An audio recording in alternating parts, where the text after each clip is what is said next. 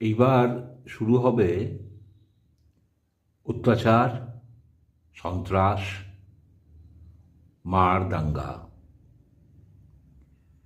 সামনে নির্বাচন পর্যন্ত নিশ্চিতভাবে দিকে দিকে অশান্তি,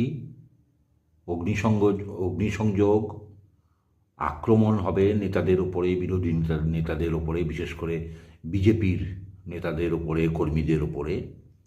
কেননা বাম, কংগ্রেস এদের আক্রমণ করার কোনো দরকারই নেই। আপনারা একটু সজাগ থাকবেন, সতর্ক থাকবেন, ঝামেলায় জড়াবেন না।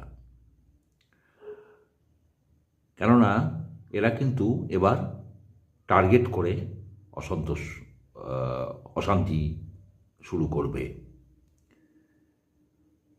সামনে নির্বাচন কমিশনের যখন চূড়ান্ত ভোটার লিস্ট জারি হবে, সেই নিয়েও দেখবেন গোটা রাজ্যে একটা অচলাবস্থা সৃষ্টি করা হবে। কেননা আপ্রাণ চেষ্টা করেও এসআইআরকে বন্ধ করা যায়নি। এসআইআর হচ্ছে, চূড়ান্ত তালিকা, ভোটার লিস্ট প্রকাশিত হবে। তাতে কম হলেও যেটুকুই ভোটারের নাম বাদ যাবে সেটুকুতেই শাসক দলের ক্ষতি, এতে কোনো ভুল নেই। আর তারা সেটা বরদাস্ত করতে পারছে না, কেননা তাদের সব অঙ্ক মাঠে মারা যাচ্ছে।